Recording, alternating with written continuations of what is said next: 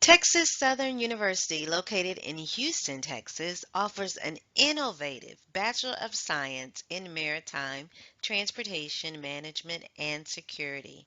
The program started in the fall of 2010 through a partnership and a financial gift from the Port of Houston. The three national priorities of logistics, security, and the environment are emphasized in the curriculum. Scholarships of up to $4,000 per academic year are offered to qualified students.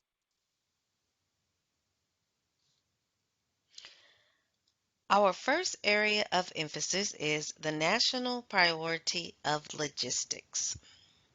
Over 90% of all of our goods are imported. Logistics refers to the overall process of managing how resources are acquired, stored, and transported to their final destination. Goods are distributed to their final destination via either truck, train, plane, or pipeline. What are some of the goods that we import? We import everything from televisions to phones, cars, purses, clothing, and shoes. Our second area of emphasis is the national priority of security. This is due to the post 9/11 era and the creation of the Department of Homeland Security.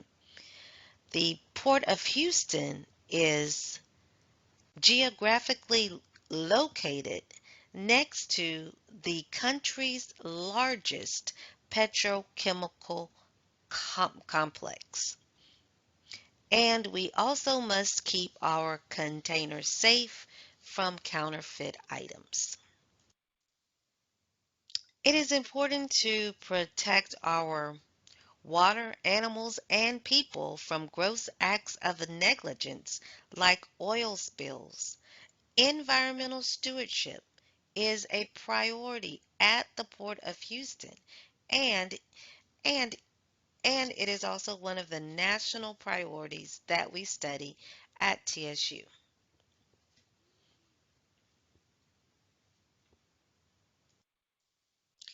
We rely on the support of our partners. The U.S. Coast Guard is one of our partners.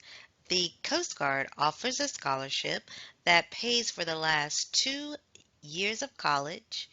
It also pays the student a salary while still a student, and it also guarantees a job for 3 years after graduation.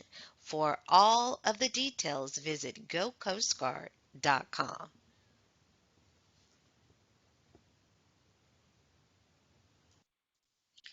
Rising high school freshmen through rising high school seniors can benefit from the Summer Maritime Academy held at Texas Southern University each summer.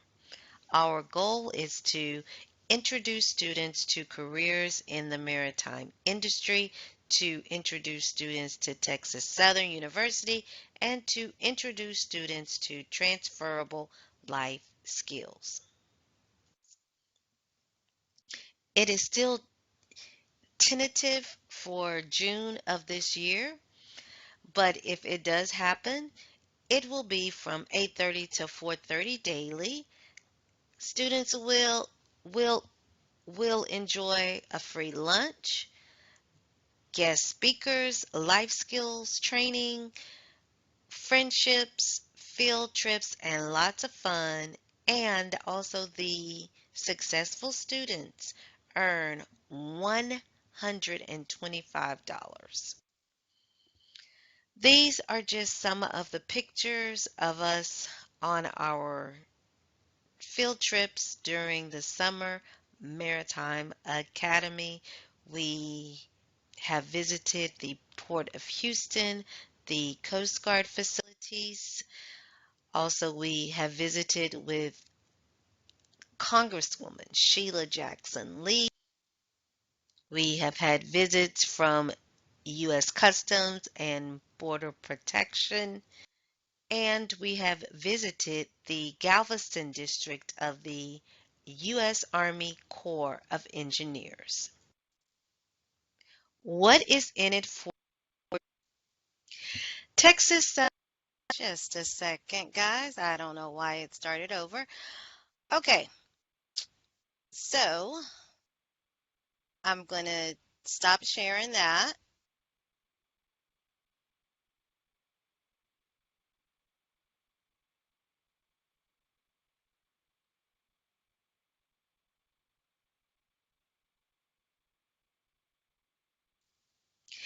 Texas Southern University 30 to 4:30 daily. Students visited the Galveston district of the U.S. This is a global industry. This is a global industry. There are jobs and there are opportunities all over. This is just a snapshot of some of the job titles that you would be qualified for after you finish and graduate with the Bachelor of Science in Maritime Transportation Management and Security at TSU.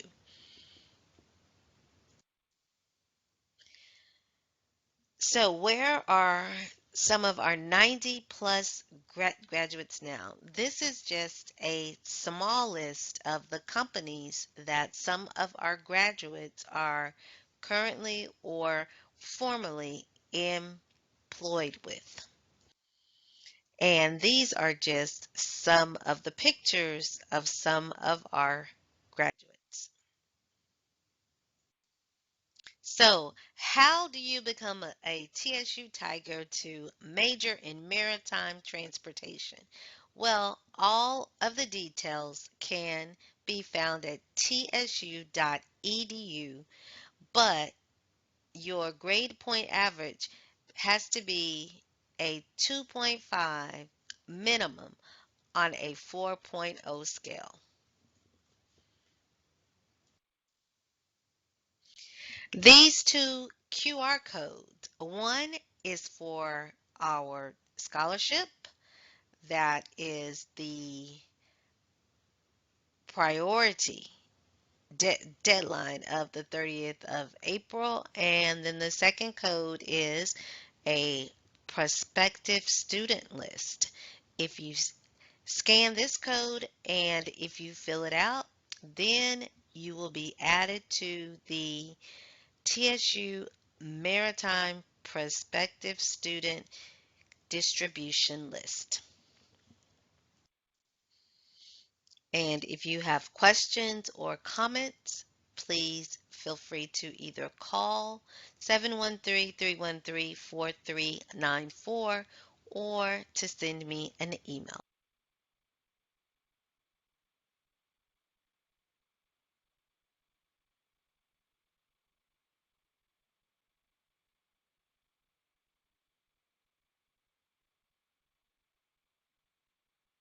Okay, and now we will hear from our guest speaker, Mr. Jeff Baldwin, but I would like to play a very short bio of Mr. Jeff Baldwin.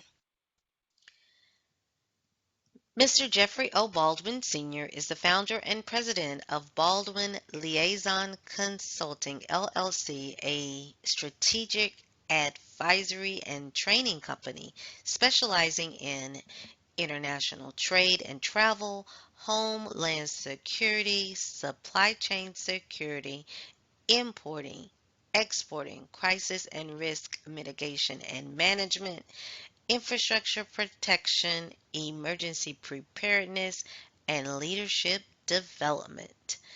Mr. Baldwin has more than 38 years of federal service, serving as a senior executive in various high-level positions overseeing CBP operations domestically and worldwide. He is an honor graduate of Temple University and a distinguished Marine Corps veteran. And he is also an, an inaugural member of the TSU Maritime Industry Advisory Board. Ladies and gentlemen, Mr. Jeffrey O. Baldwin. Thank you so very much, Miss Williams. I so much appreciate it. It's always a pleasure to be a part of your programs. This is, as I'm sure Miss Williams will tell you, is a bit awkward for me because I like to engage people when I have discussions. I typically talk to the maritime students and I'm part of her program, and I was interested in seeing and elated to see that they still want to continue that summer program because that is really an important program. I wish I could join it also for the fact that where they take people and expose them to in the maritime arena, and then the lifetime skills training that they give them, and normally I'm a brief part of that. And at the end of the day, I would like to sign up too because I get free lunch and $100. What can you say? Woohoo! So I'm hoping that they'll be able to still continue to do that program. And ordinarily, as I said, when I'm talking to folks, I would have already engaged you in a conversation about what your career plans are, where you are in your career. Are you working now? Are you working in school? Are you just in school?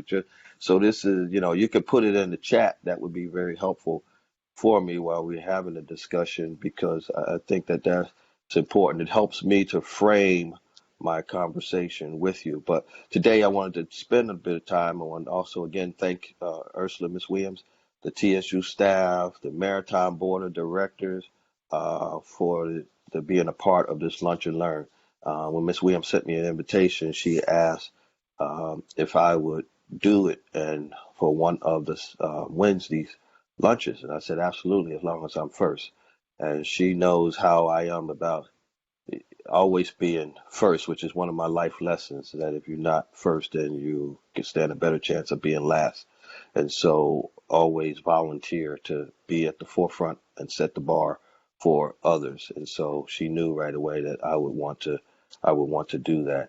I also want to thank all the officials and the students and any of your family members that might be on here today. This virtual environment surely demonstrates how the maritime program transforms itself to be able to continue to serve the people as necessary. As I said, I'm excited today because I plan to learn a little bit too. I really am looking forward to your questions at the end. I'm going to focus on the maritime industry and then I'm going to touch on the importance of your personal growth. After which, we'll do some questions. There should be one slide that I had in there. I initially said no slides, but when we have a discussion, there was one thing I really wanted to highlight. And again, you could put your questions in the chat box if you don't want to ask at the end, and then Ms. Williams will pull some of them out and we'll try to address those because I do believe that those are truly a good opportunity. So you heard some of my background. I was born and raised in Philadelphia. I went to school in the inner city schools, which is probably the same as most of the students here.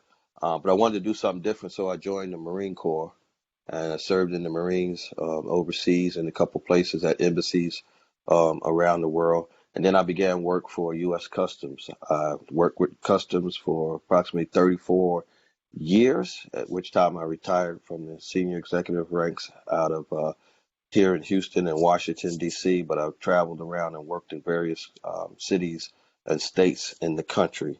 And then I established my own business as a global consultant. I advise people and give them recommendations and strategies on how to protect borders, how to import and export, how to move people effectively across borders.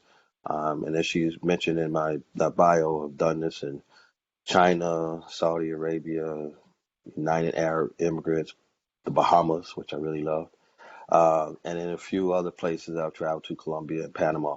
And so I just continue to do that now for approximately 12 years.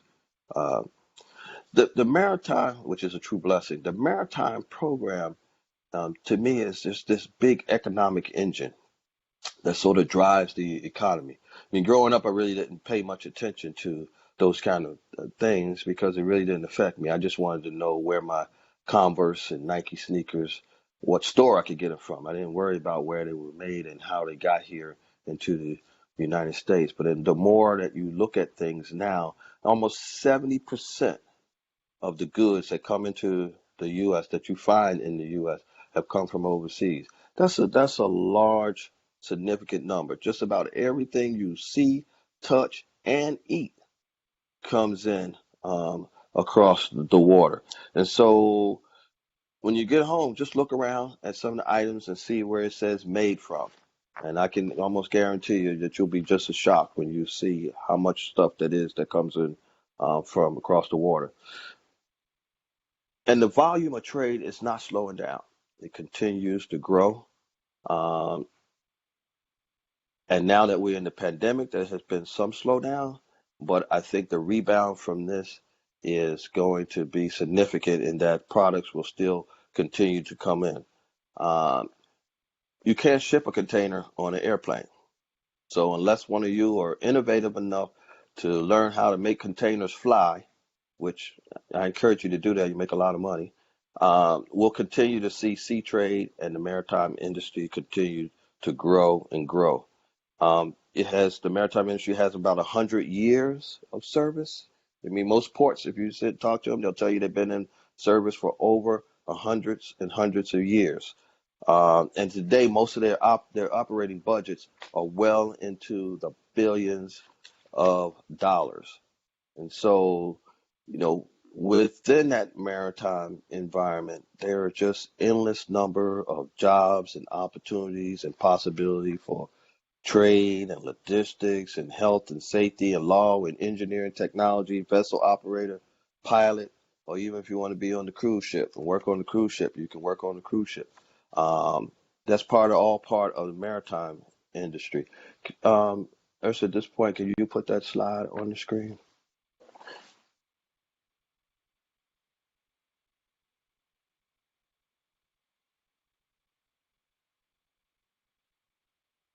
As I mentioned, that there were the countless numbers of areas where you can work. And what I think doesn't happen oftentimes is people don't think, they think of maritime and they think of longshoremen and people who are moving containers around the port and truck drivers and a ship captain. And that's the extent of it.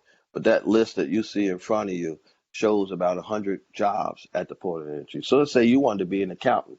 They got accountants, they have auditors, administrative assistants, crane operators, credit card people, IT people, landscapers, inventory people, managers, marketing, public affairs, pipelines, engineers, quality control, so real estate, so security officers, senior clerks, ship captains, vessel operators. So whatever field you may be working in, there's still an opportunity for you to be able to transfer into the maritime industry, your skill sets, and most of these are very paying jobs, which most people don't realize. So anywhere you think that your passion can lead you, or that you may want to travel because these ports and maritime industries are global.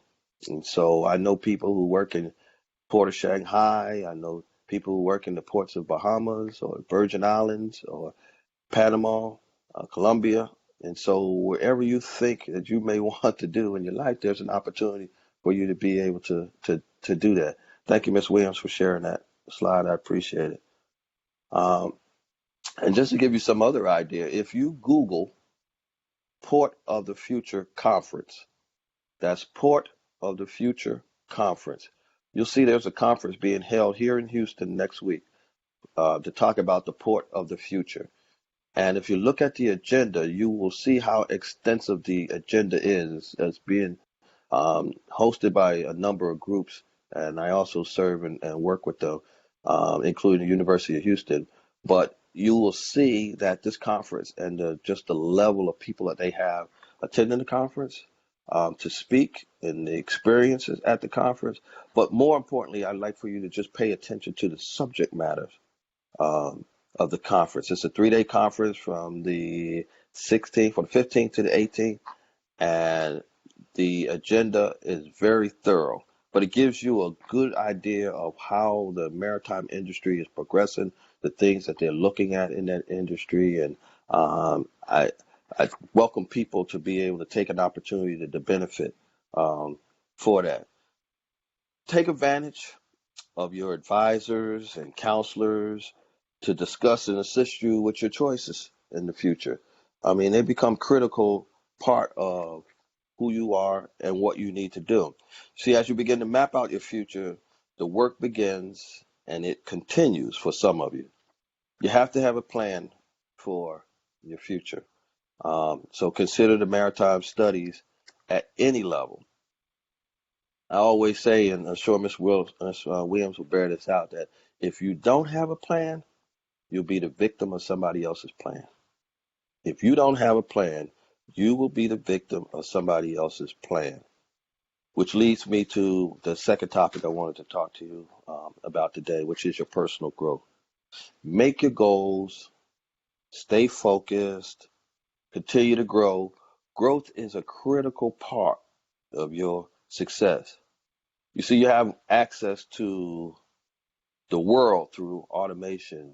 When I was in school, there was no internet per se, and so we used these books called encyclopedias, and that was our only access to knowledge and information. We couldn't Google something; you had to go look through the books in order to get it. But they were very limited in their scope.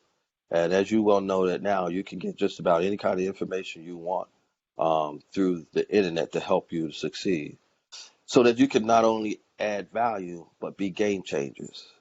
People in the work environment now want people to they know that can help them change the game and be transformational leaders. Education is institutions as well as employers want people that can do more than just perform a task. They want people who can move them into the future. Um, I'm part of the generation we used to call the hi-fi generation. You're part of what they call the Wi-Fi generation. If you don't know what a hi-fi is, you can Google that too and then figure it out. Anybody who's probably on here over 40 or so will know what a hi-fi is. We thought hi-fi was big time back in the day, but now we have Wi-Fi generation, which gives you an opportunity to multitask, perform skills beyond the level that some of us even thought of. And so you have to use those. Be the person that you would love to hire. And more importantly, be the one that you would love to work with. Not everybody we hire we want to work with, but be that type of employee that you want to work with. You can do some amazing things when you consider, and I always share this with the students at the school, when you consider what I call a PIE, PIE, which is your potential, your impact, and your experience. Your potential, your impact, and your experience. Keep that in focus. Say, what is my pie? What is my potential? What is my impact? What is my experience? Well, the other piece of that pie is performance, image, and exposure. Performance, image, and exposure. How do I perform? What am I doing? What am I capable of doing? What is my image? What do I say? People know you by how you show yourself. What do people say about how I perform and how I get things done? And then what's my exposure? Am I paying attention to the things that I need to do? Am I meeting the right people? And am I putting myself in the right places to get to my next level of my goal? You get to choose your path. Stay focused on your passion. And I will guarantee you this.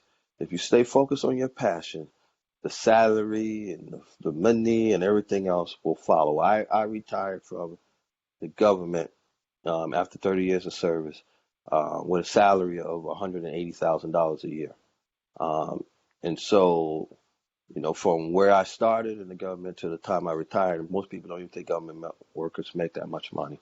But where your focus is on what you need to do, you need to accomplish. And then after that, I began to start my own business. For those of you who are considering studies or work next year, the maritime industry is strong and it will remain strong around the world. The industry is actually looking for the new generation of leaders, um, especially folks of uh, minority persuasion, because there are not very many sitting at the board tables along in certain areas, and we bring a wealth of knowledge and skill sets to the equation. And so, but whatever you do, make it matter. I learned that it's really not about who you know, but it's about who know you and what do they know you for. Your obstacles were meant to be overcome and your fear was meant to be conquered. Real success is determined by your ability to learn, unlearn, and relearn. So learn it, unlearn it, and relearn it. And I find myself constantly doing that. And you got to be able to do it rapidly and continually. So if everything came easy, you'd never know what success was like. So surround yourself with people, especially friends and colleagues, that think bigger than you. They have bigger goals than you and are more focused than you. And you'll make sure that you push yourself. Get a good career mentor, not a friend, a career mentor. Take the job that nobody wants and turn it into a job that everybody wants. Plain and plain and simple. Remember this, you're a leader whether you choose to be or not. Your actions will determine whether you're a good leader or a bad leader. Determine whether or not you want to take that path of your conscience or your path of convenience. Always choose your conscience. And lastly, be so good that people can't ignore you. I appreciate the opportunity just being here today. This is one of those learn and relearn, unlearn and relearn opportunities for me. I enjoy talking with you. Like I said, this is a challenge because we would have had all kinds of dialogue and opportunities to talk to each other. And I look forward to hopefully meeting you again. So make the rest of your life the best of your life. And I look forward to meeting you again. Blessings to you